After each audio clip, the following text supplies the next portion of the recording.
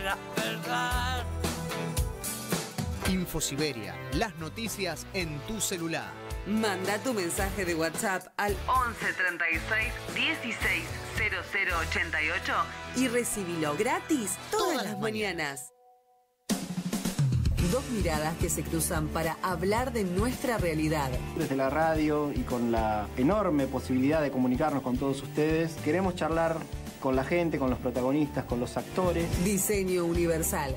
Fabián y Fernando Galarraga. A pesar de los intentos de invisibilizarla para señalar que estamos viviendo una situación verdaderamente trágica. Una propuesta colectiva para dejar nuestras individualidades prejuiciosas atrás. Se aprobó con unanimidad una ley que empieza a mejorar un poquito la situación de las familias y de las personas con discapacidad. Diseño Universal. Viernes a las 14. Por Radio Caput. Radiocaput.com. Estás conectado. Estás en Caput. Javier Vicente es el relatornauta.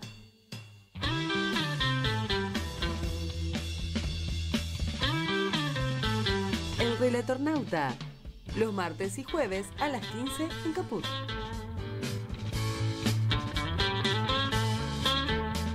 La tierra que te da la vida, da un tiempo para decidir, eligiendo inteligentemente, todo el mundo podrá ser feliz. Jugo de tomate frío, jugo de tomate frío, en las venas deberás tener.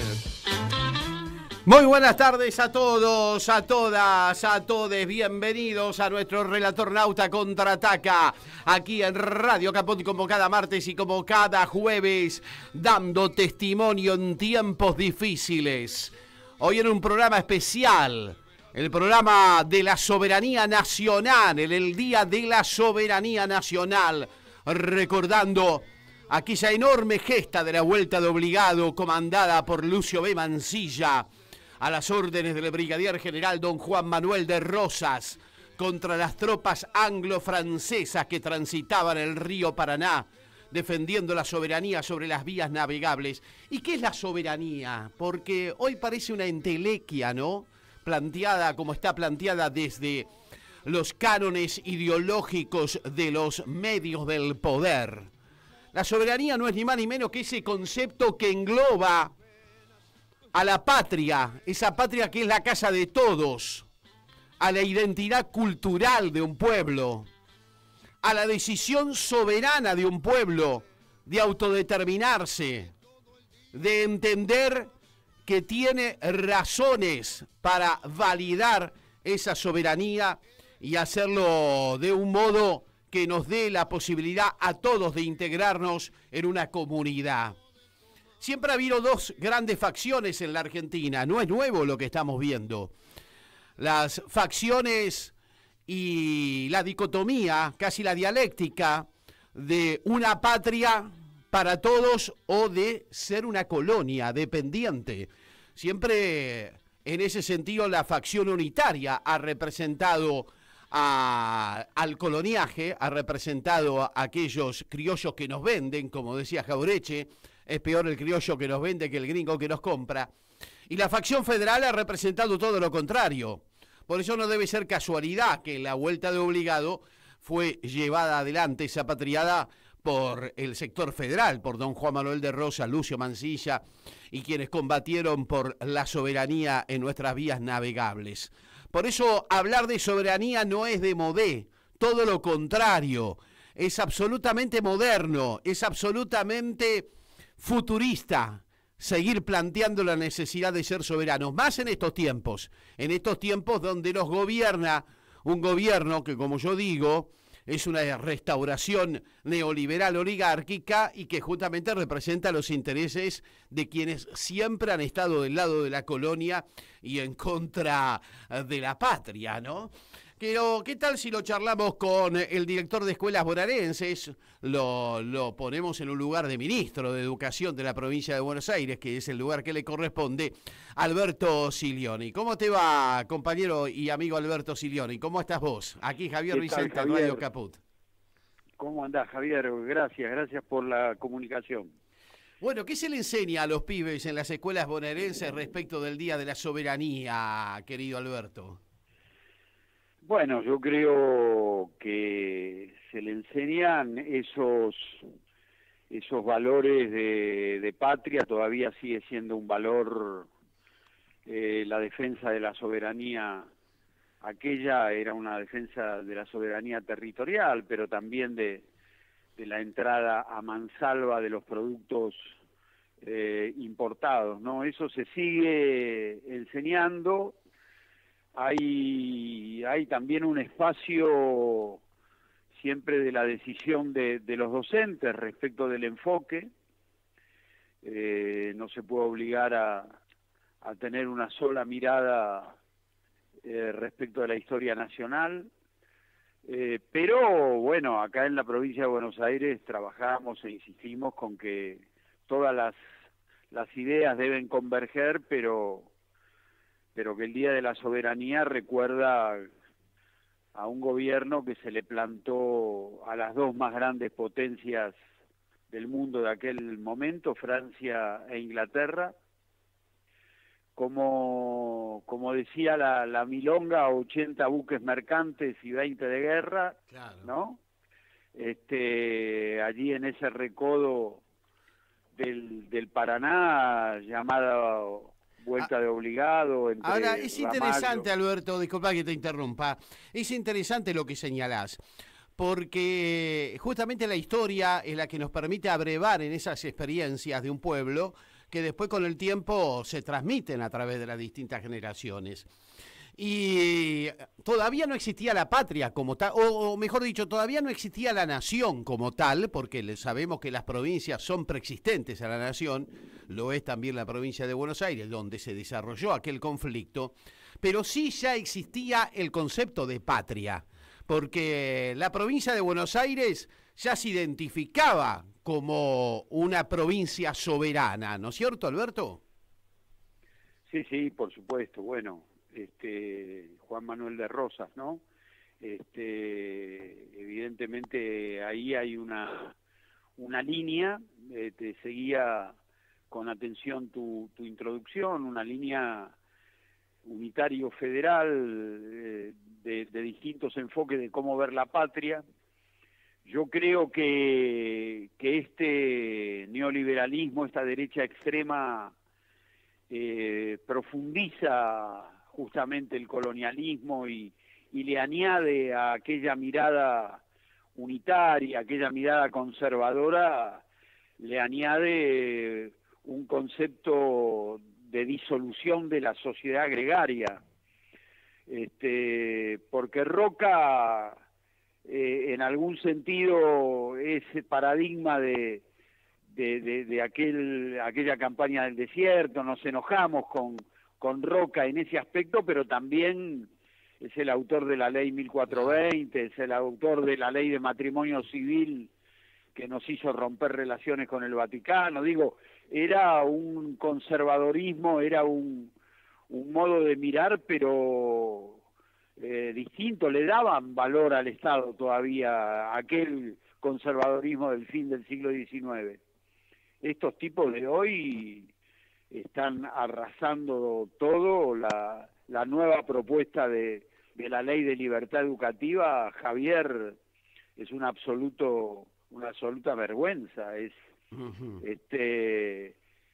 la disolución de la escuela como escenario de la construcción de la ciudadanía, de la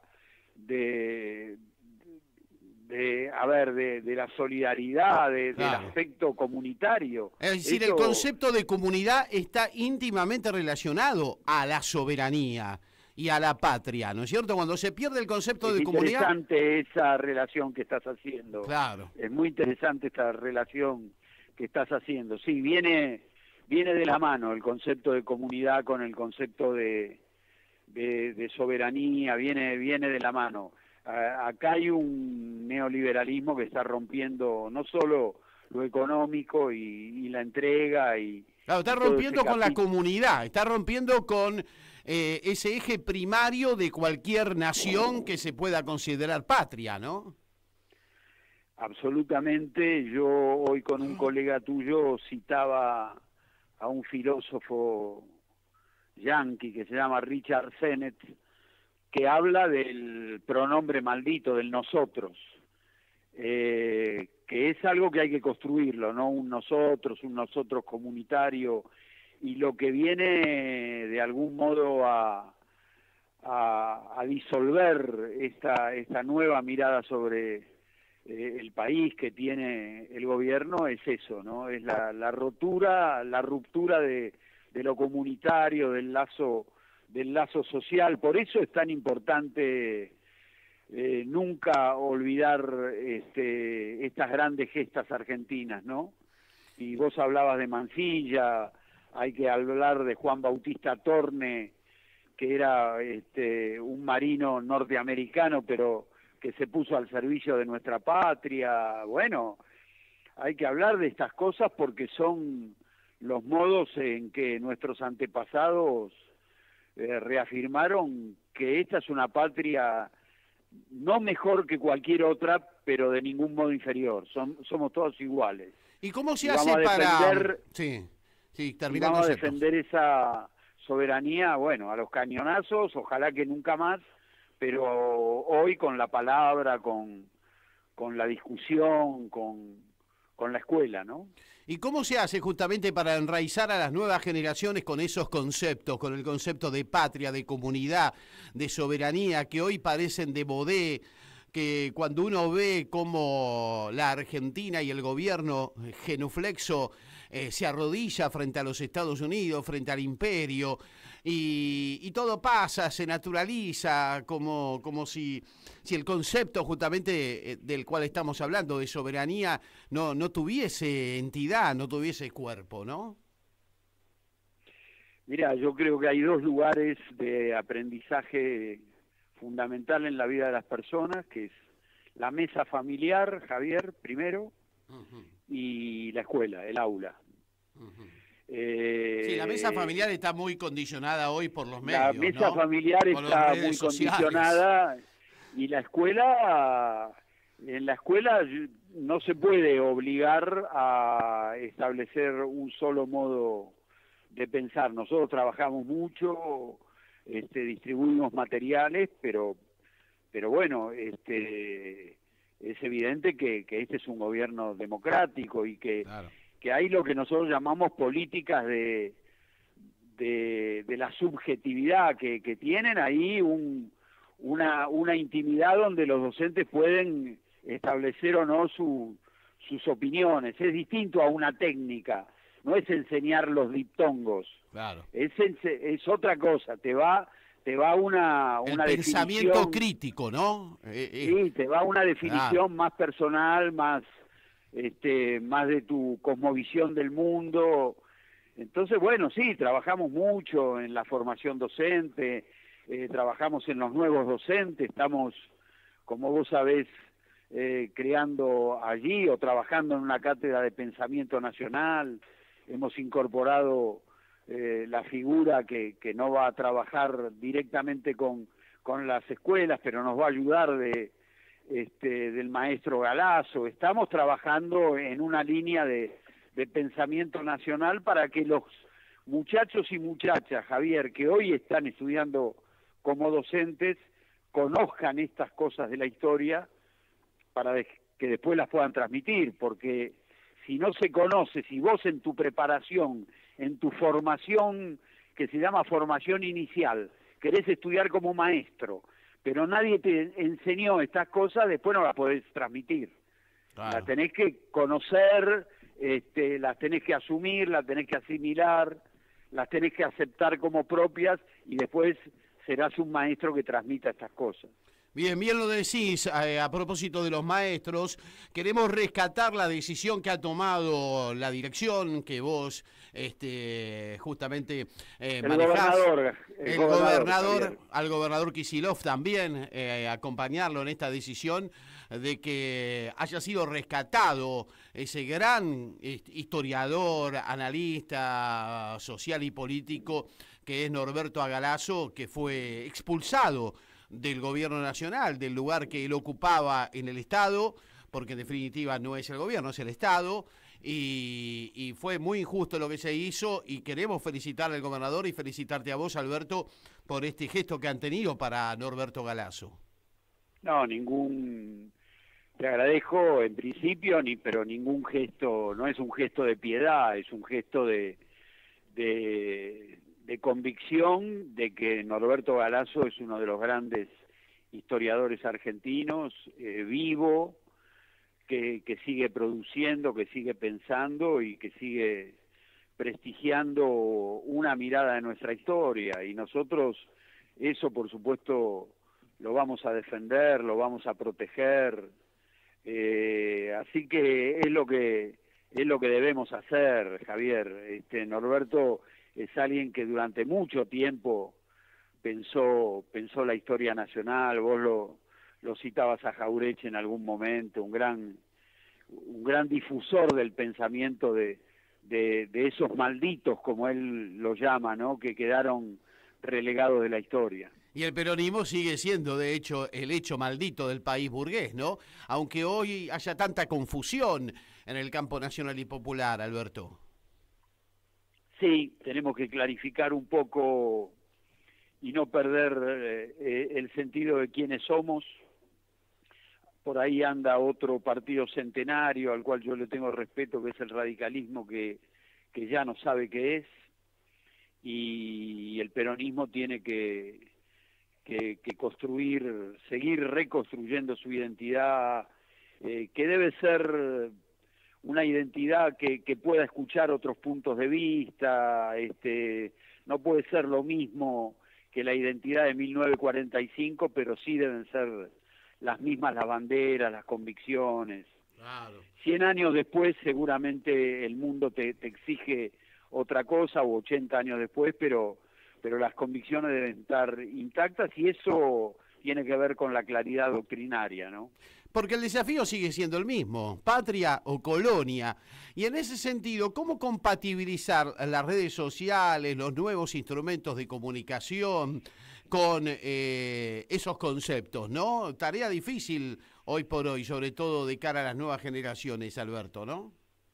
Y tarea difícil porque ya no es el libro, la voz del maestro, la única fuente de autoridad, ¿no? Digo, cada vez pierde peso, no porque no tenga peso específico, sino porque compite con una gran cantidad de formas de comunicación y de fuentes de comunicación. Los medios masivos, las redes. Nosotros trabajamos mucho, las redes son un lugar de la anomia, ¿no? Un lugar del anonimato, un lugar de la falta de respeto del otro. Vos podés decir cualquier cosa sin ningún freno inhibitorio, y eso después se ve en las consecuencias de la violencia. Bueno, la escuela es exactamente lo contrario, y defendemos ese punto de vista, Javier. La escuela es cara a cara, la escuela es de verdad. La escuela es un maestro, es un pibe, una piba, un auxiliar.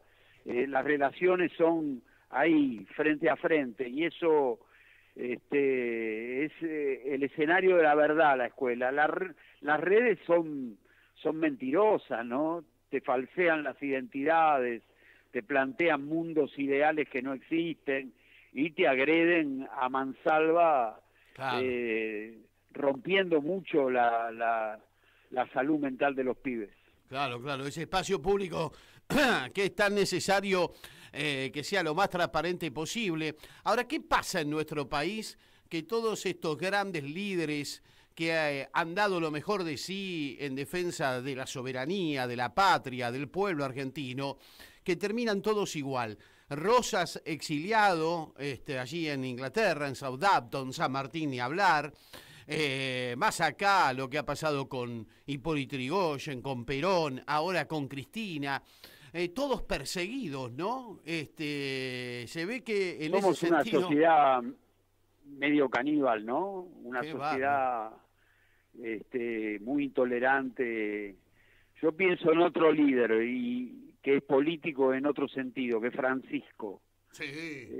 La intolerancia de nuestra sociedad impidió que Francisco viniera en la Argentina. Estuvo en todos los países limítrofes de la Argentina, estuvo en 6 o 7 países americanos.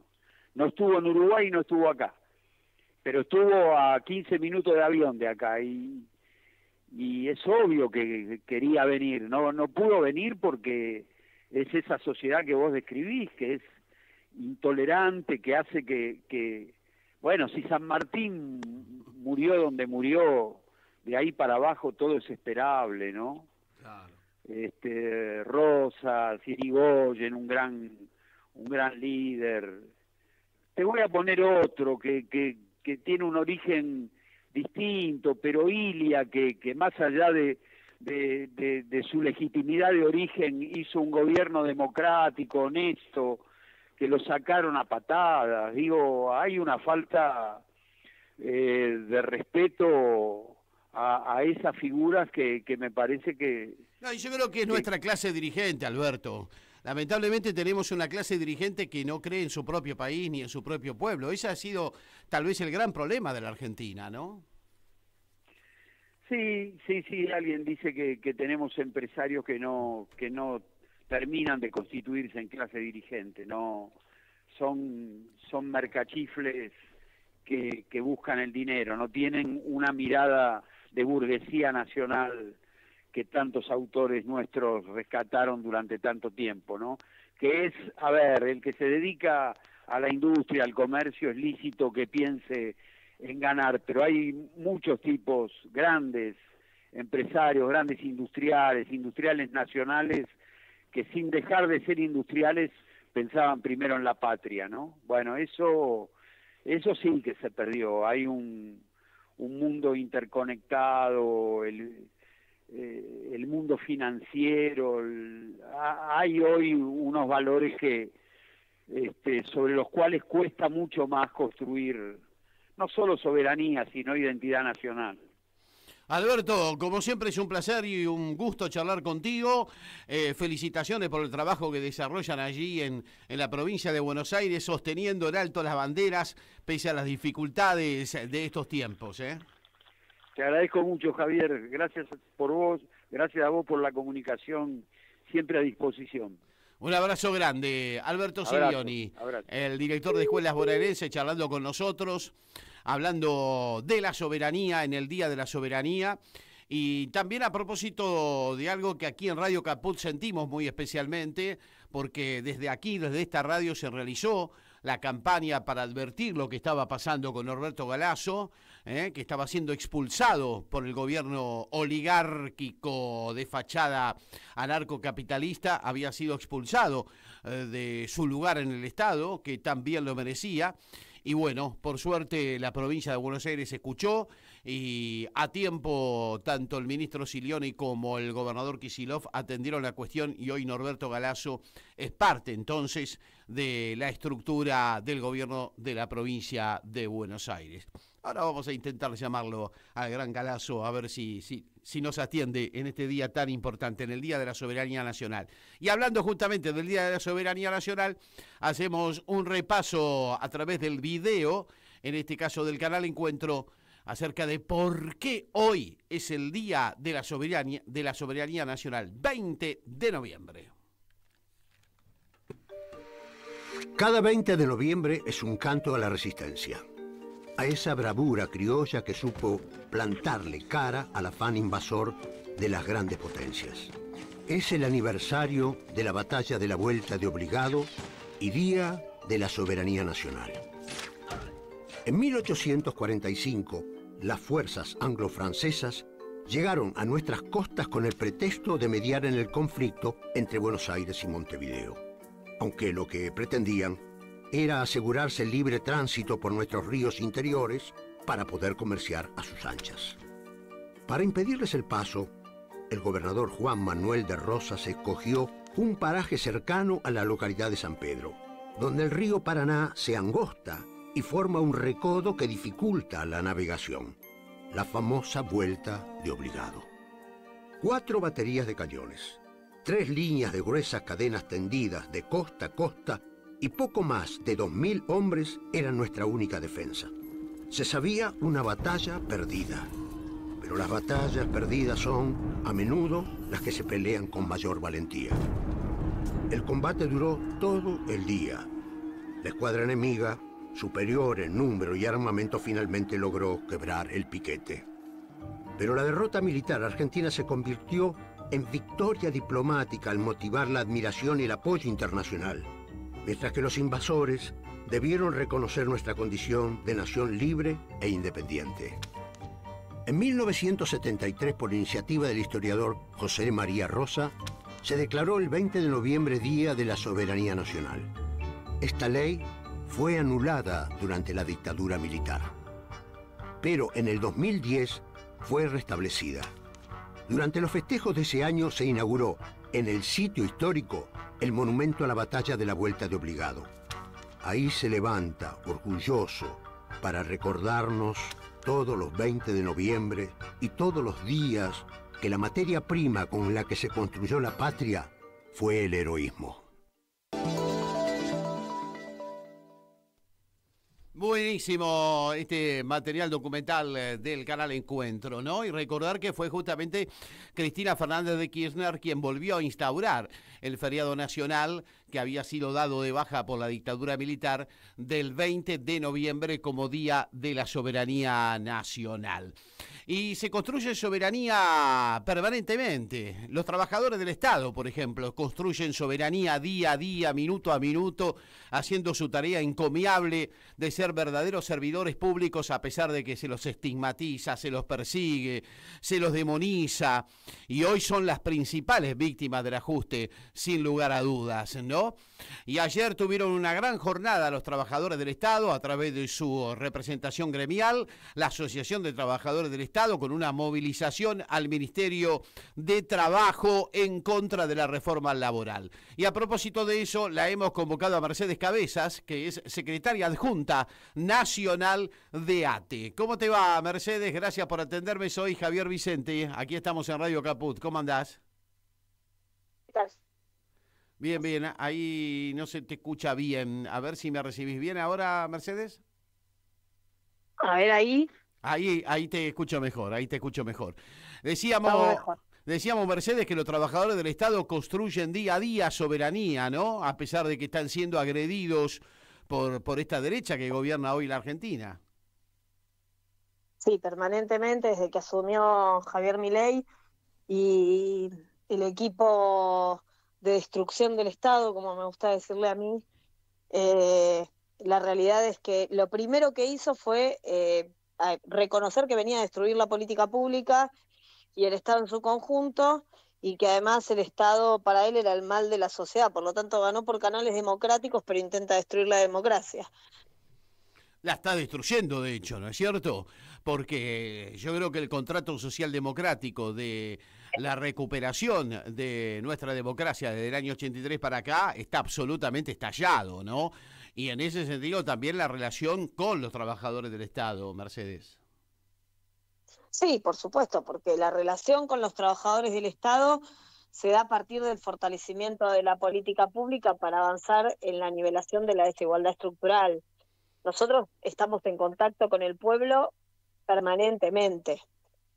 Por lo tanto, vemos las necesidades del pueblo, somos parte de la política pública y entendemos cuáles son las necesidades concretas de ese pueblo, que no tienen nada que ver, absolutamente nada que ver, con las necesidades de un pueblo extranjero, de pocas empresas que se quieren llevar la riqueza del país y que cuentan con el beneplácito del presidente para seguir haciendo negocios, de los no tan turbios y de los turbios. Claro que sí. Si no, miremos Libra, ¿no? Y también el caso Andís, ¿no?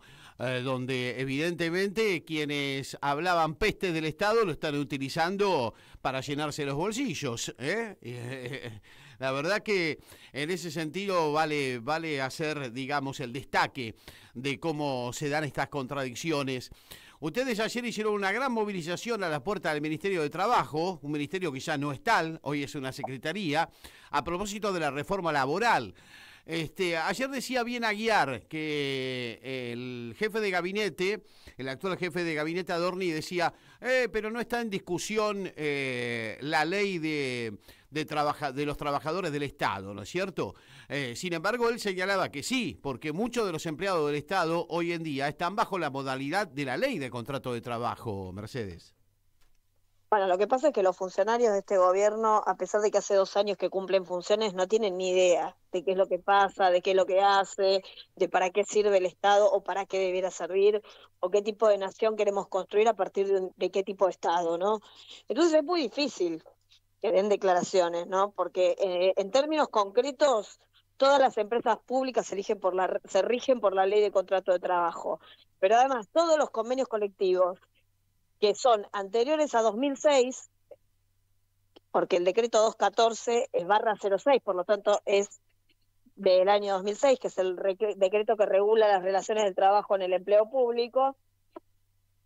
Todo lo que viene de antes de 2006 también se rige por la ley de contrato de trabajo.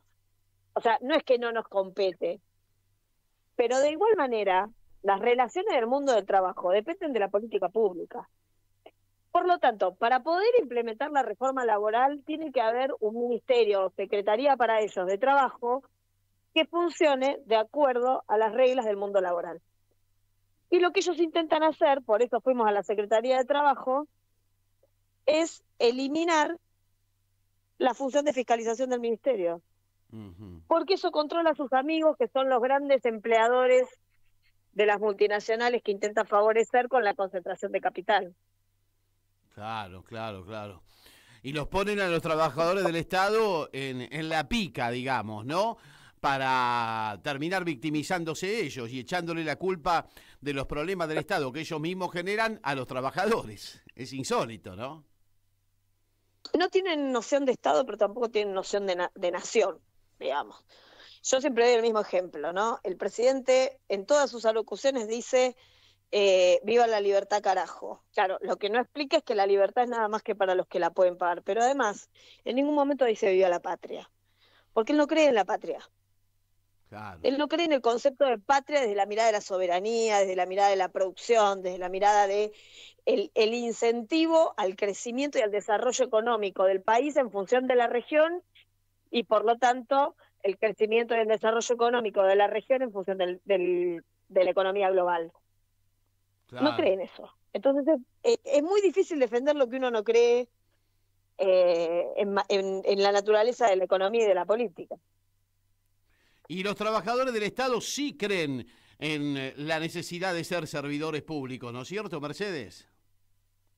Bueno, dentro del trabajo del Estado hay una gran noción de vocación de servicio, que a mí me parece que nosotros, haciendo una profunda autocrítica, que me parece que hay que hacerla, que es tiempo de hacerla, no solo en la política, sino también en las organizaciones del campo popular, pero también hacia el interior del Estado. La realidad es que nosotros y nosotras sostenemos el Estado todos los días y elegimos trabajar adentro del Estado. Es mentira que es un privilegio trabajar adentro del Estado. No hay estabilidad laboral hace muchos años porque la gran mayoría de los trabajadores de 15 años a esta parte son precarizados. No hay buenos salarios porque entre el 70 y 80% de los trabajadores están por debajo de la línea de la pobreza y otros tanto por debajo de la línea de la indigencia. En realidad, dentro del sector privado, en no pocas situaciones de la historia, los salarios son mucho más altos que en el sector público.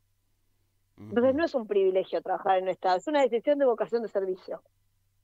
Y esto hay que decírselo a la población. Porque si no parece que somos los privilegiados del sistema, y la realidad es que no es así. De hecho, durante una pila de años se jubilaban los trabajadores y trabajadoras del Estado de planta permanente y las vacantes quedaban congeladas. Por lo tanto, esas bajas vegetativas que se daban en el sistema no eran cubiertas por plantas permanentes nuevas. Entonces, la estabilidad del sector público es una mentira. ¿Eso se resuelve eliminando la estabilidad? No, todo lo contrario. Se resuelve resolviendo la inestabilidad de los trabajadores y trabajadoras del Estado, que sostienen política pública a largo plazo y por eso tienen que ser estables y no el botín de guerra de cada gobierno, resolviendo la situación de precariedad y de inestabilidad que tienen esos trabajadores. No hay otra forma de hacerlo.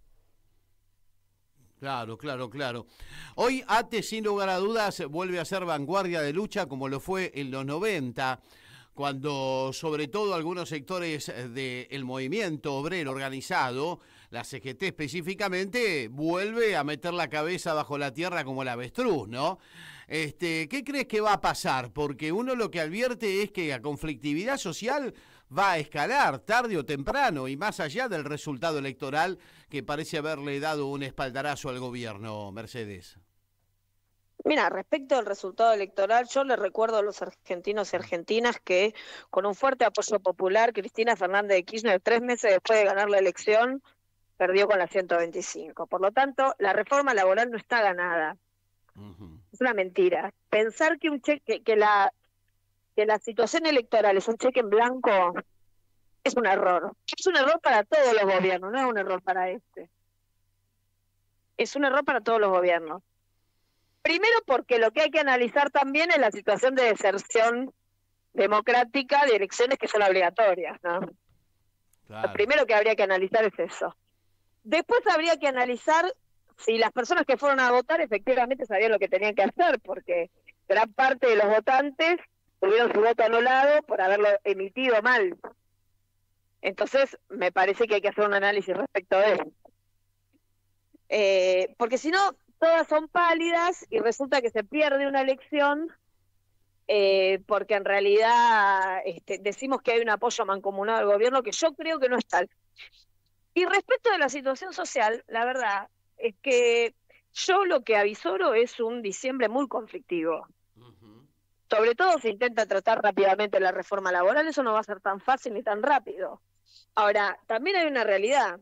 La gente va a querer salir a la calle. Lo que hay que preguntarse es si los dirigentes y las dirigentes vamos a estar a la altura de eso.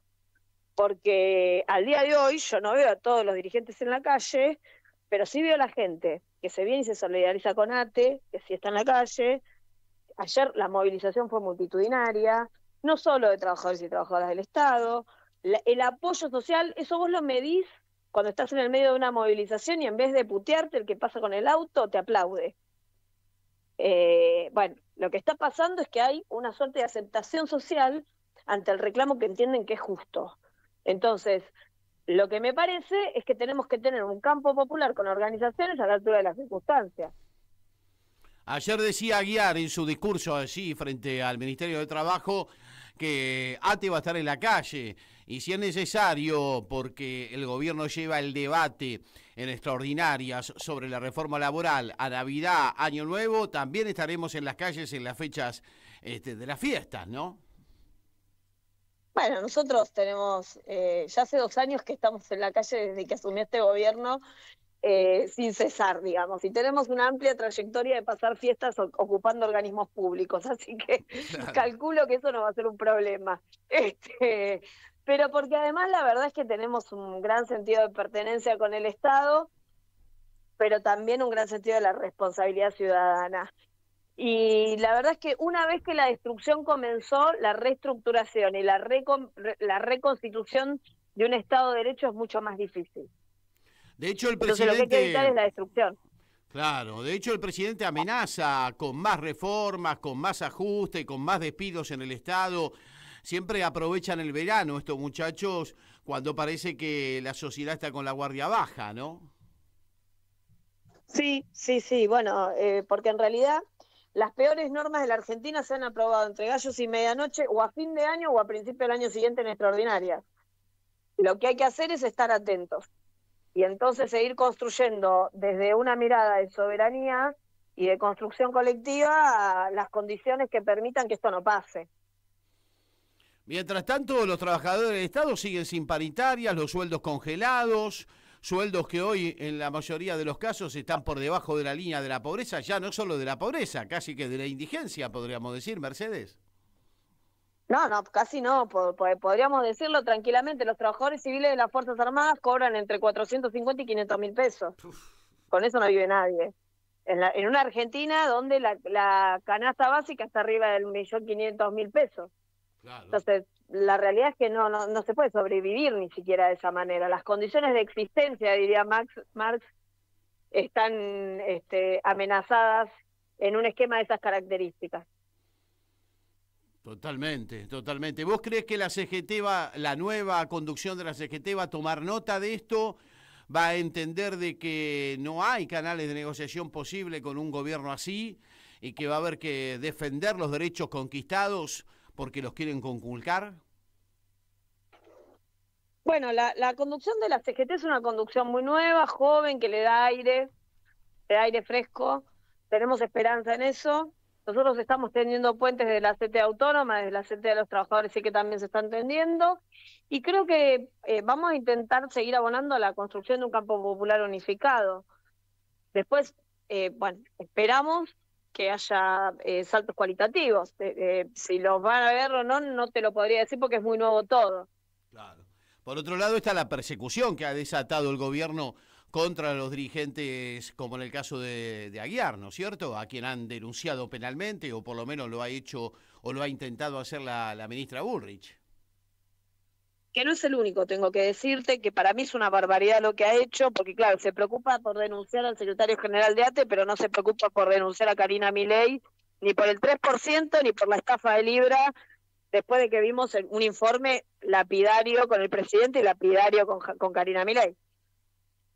Pero al margen de eso no es el único, se envalentonan también los gobernadores, como el gobernador de Córdoba que apresó a nuestro secretario general junto con otros dirigentes y dirigentas de ATE y de la CTA Autónoma. A las dirigentes las desnudaron 5 veces durante la detención, una barbaridad. Y la verdad que, bueno, lo que estamos viendo es una exacerbación de la violencia. Ahora también lo que estamos viendo es a un presidente que hace uso de los canales públicos e institucionales para hacer apología de la violencia. Claro, lo denuncia el secretario general de ATE porque lo denuncian como golpista, pero no hablan de la violencia que ejercen mediante los canales públicos y eso no lo denuncia. Claro. Bueno, Mercedes, la verdad que es un placer charlar contigo. Siempre reivindicamos a la Asociación de Trabajadores del Estado como una vanguardia de lucha en los tiempos difíciles, sobre todo. Lo fue en los 90 con dirigentes de la talla de Germán Abdala y otros. Lo es hoy con dirigentes como en tu caso, como el caso de Aguiar y de tantos otros. Así que las puertas abiertas de nuestro programa de par en par para siempre para los trabajadores del Estado y para la Asociación de los Trabajadores del Estado, Mercedes. Muchísimas gracias a vos, muchísimas gracias al equipo, un abrazo enorme y bueno, esperando un poco que pare la lluvia para poder disfrutar de lo que queda de la tarde. ¿Van a seguir haciendo acciones como la de ayer? Vamos a seguir haciendo acciones. Nosotros el 27 vamos a un confederal, que es la reunión de todos los secretarios generales de las seccionales del país, en San Luis, y vamos a proyectar las medidas que se lleven adelante en las próximas semanas, en los próximos meses. Buenísimo. Bueno, estamos abiertos entonces a difundir todo eso, Mercedes Cabezas. Te agradecemos mucho por la entrevista. Gracias, No, gracias a ustedes. Un abrazo. Un abrazo grande. Mercedes Cabezas, la secretaria adjunta de ATE Nacional. Ayer ATE desarrolló una jornada de lucha muy importante, muy vibrante, porque en estos tiempos donde todos, después de la elección, agachan la cabeza y la meten bajo la tierra como el avestruz, allí está ATE, vanguardizando la lucha de un pueblo que está sufriendo y sobre todo representando a los trabajadores del Estado, que son las principales víctimas del ajuste. Jubilados y trabajadores del Estado son las principales víctimas del ajuste bestial que está llevando adelante el gobierno nacional. Y al mismo tiempo, ATE, sin lugar a dudas, es la vanguardia de lucha en ese sentido y da pelea, lo da en todos los terrenos. Y es muy importante la existencia de ATE y de sus dirigentes, entre ellos Aguiar, Mercedes Cabezas, Daniel Catalano y tantos otros, ¿no? Ojalá la CGT, ojalá los nuevos dirigentes, el nuevo triunviro de la CGT tomen nota de esto y tomen nota de la historia grande que tiene el movimiento obrero organizado en la Argentina, ¿no? Tomen nota de un Saúl Edolver Ubaldiria, a quien ayer recordábamos por un aniversario más de su muerte y de las batallas que dio Saúl en defensa del pueblo argentino, de los trabajadores, cuando también venían por los derechos de los laburantes. Acordémonos, durante aquel gobierno de Raúl Ricardo Alfonsín, se puso en debate la reforma laboral, justamente, casi con el mismo tono con la actual, ¿no? Queriendo destruir a la organización de los trabajadores, queriendo desarmar los convenios colectivos de trabajo. Y ese es un logro, una conquista de los laburantes. Por eso en la Argentina tenemos un movimiento obrero organizado fuerte, un movimiento obrero organizado que da el debate y las luchas a través de las ramas sindicales, ¿no? Por eso se lo quiere desintegrar a través de la conformación de un sindicato único que después tiene las distintas representaciones. Pero rompiendo el unicato se rompe con la posibilidad de lucha de los trabajadores y de lucha unificada de los mismos. Por eso es muy importante la pelea que está dando ATE y la reivindicamos aquí en nuestro programa. Atención que se viene un fin de semana largo y aquí en Pacos, en la calle Talcahuano, aquí debajo, Talcahuano y Sarmiento, el próximo sábado nuestro operador Martín Loza junto a su hermano se van a estar presentando el sábado por la noche en Pacos. A ver si tenemos el flyer por ahí de los Loza, que tienen una raigambre familiar muy vinculada al folclore y creo que se le van a animar a los temas de folclore este próximo sábado aquí en Pacos por la noche, con una cena muy económica. Además se come muy rico en Pacos, se los recomiendo, aquí en la calle Talcahuano, entre Sarmiento y la que viene es Perón, ¿no? Si no me equivoco. Talcahuano 236, cena que incluye bebida con show a la gorra, 20.000 pesitos la cena, se come muy bien. Este próximo sábado recomendamos venirse a Pacos, aquí en pleno centro porteño, donde los hermanos Loza van a hacer covers del recuerdo. ¿Qué incluirán esos covers? Rock nacional, folclore, se le animan a todos los géneros, se le animan los Loza. Qué bien, los felicito.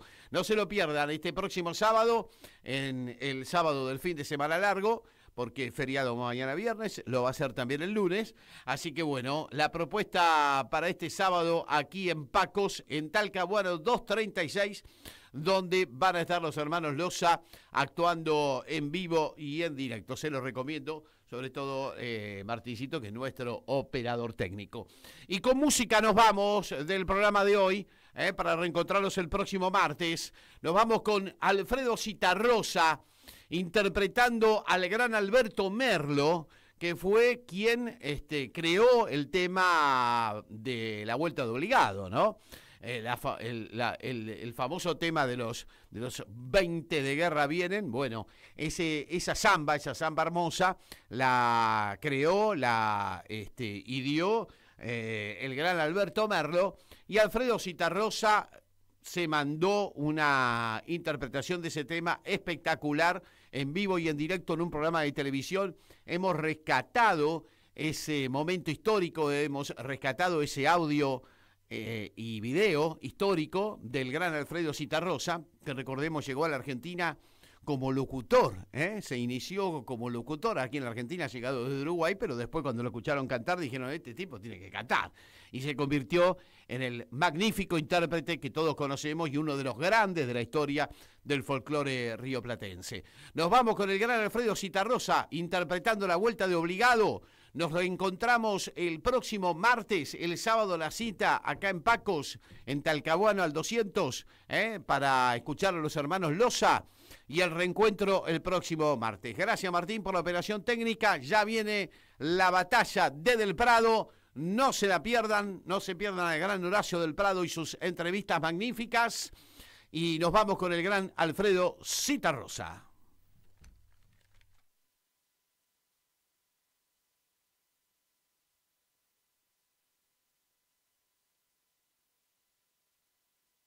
Miguel Brasco, su triunfo, La Vuelta de Obligado.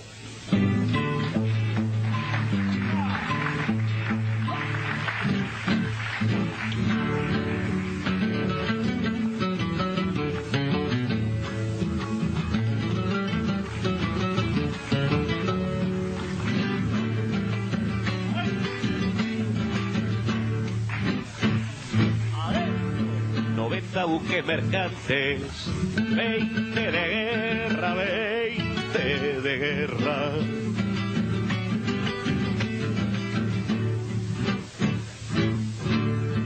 Vienen pechando arriba las aguas nuestras, las aguas nuestras.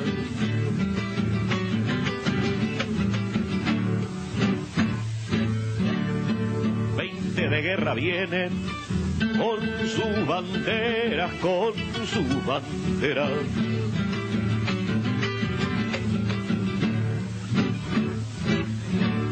A costuras del quebracho, de aquí no pasan, de aquí no pasan. Que los parió los gringos una gran 7. Navegar tantos mares, venirse al puente, que digo venirse al puente.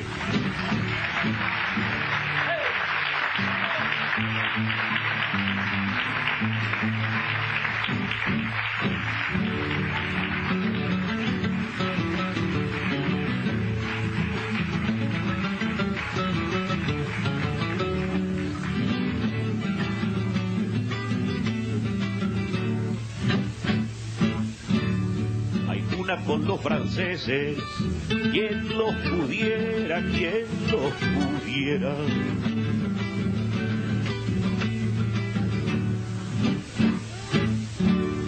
A ver vos, Pascual Echagüe, gobernadores, gobernadores.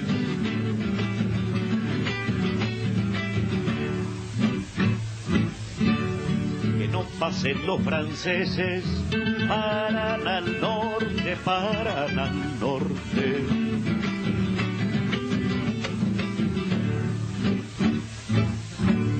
Pascual Echagüe los mide, Mansilla los mata, Mansilla los mata. Que los parió a los gringos una gran 7.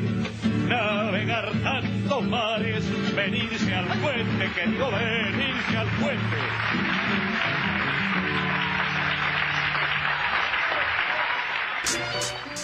En Caput había un viejo. Pasan cosas. Dice así: si uno tiene un amor, una muchacha, una cosa que le anda por la piel por todas partes, digamos Buenos Aires. Digamos un octubre, un poema, y pasa algo, ocurre que viene el mal, la peste, una desgracia. Los cretinos mascadores de chicle, orleadores de todo lo que crece. Un yanqui hijo de puta. Los cretinos mascadores de chicle. Para ser más precisos, a matarlas. Un yanqui hijo de puta. Entonces ya no se puede hablar así nomás. Es necesario odiarlo, destruirlo. Hay que pelear con rabia y encontrar la manera de acabarlo. Salirles al encuentro como sea y además decir, como un rezo casi obligatorio, yanqui hijo de puta, todos los días. Y enseñárselo a los chicos. Radio Caput. Caput. Por amor a la vida, nada más, simplemente. Esas cosas. Norberto Galazo en Caput. ¿Querés arrancar la mañana bien informado? ¡Rompela! Infosiberia, las noticias en tu celular. Manda tu mensaje de WhatsApp al 11 36 16 0088 y recibilo gratis todas las mañanas. La única que me hace feliz cuando nadie te dice la verdad. Infosiberia, las noticias en tu celular. Manda tu mensaje de WhatsApp